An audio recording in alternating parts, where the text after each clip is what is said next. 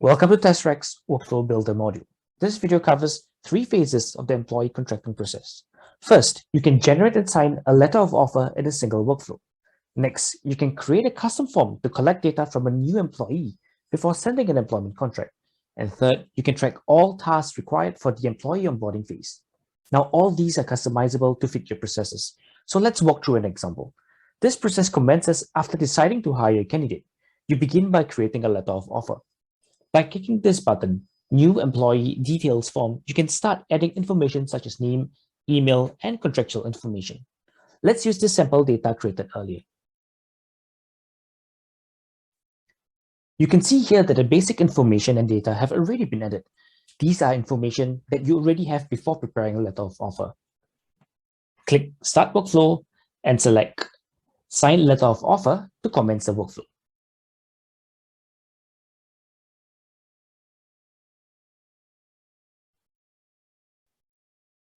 What happens here is that an email is sent to the candidate for the candidate to review and sign the auto-generated letter of offer. Now what happens is that an email is now sent to the candidate for the candidate to review and sign the auto-generated letter of offer. When you scroll to the bottom of the page and click on emails, you will notice that the sent email has been synced with the email body shown here.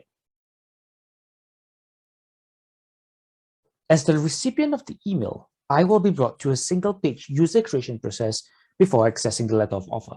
So I simply have to just create my own account, type in my name, click sign up, and log in to view the document.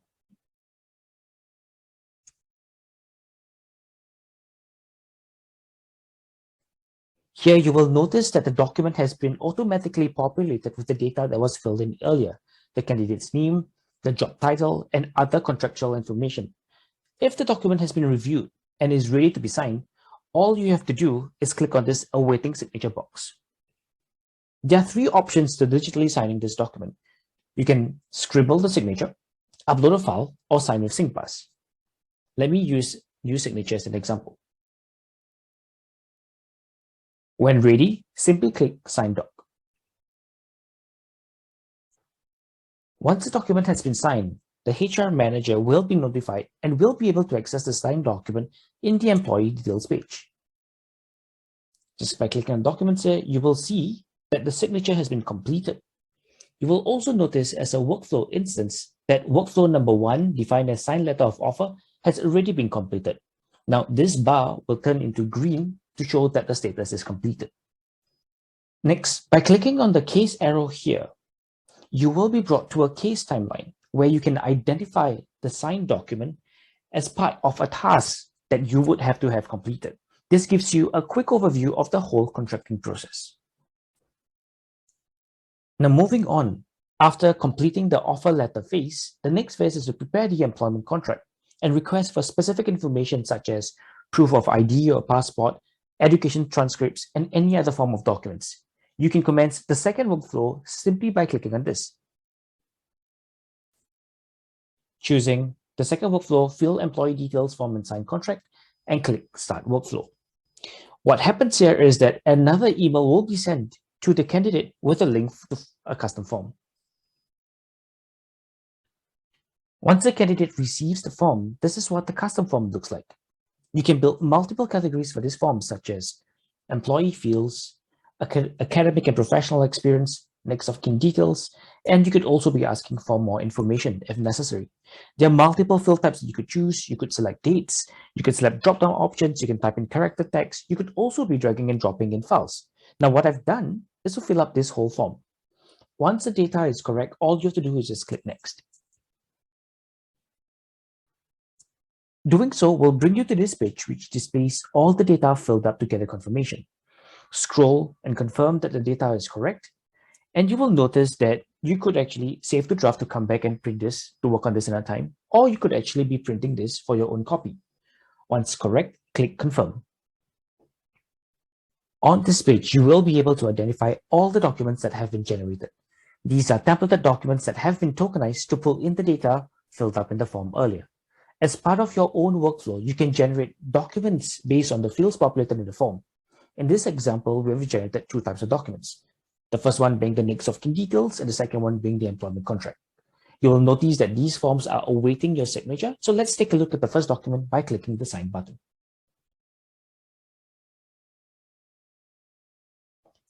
Similar to the first workflow, you will notice that the next of kin details have been added in the form and are ready to be signed. Once you're ready, click on this box, and you could just click Sign Doc. Once the document has been signed, click here to review and sign the other documents. Fast forward, I've signed both documents, and you'll notice that the statuses in gray have changed from awaiting signature to sign. To save a copy of the signed document, you can click on the download button here. Once all the documents are signed, you can also click Submit Documents. Now this sends out a notification to indicate that the signed documents have been submitted. And let's see what it looks like on tessaract. On tessaract, this is what you see. It is defined as the employee details page, which displays all the forms that have been filled up previously by all candidates. You will notice our earlier submission, Samuel Lang here, with all the information populated.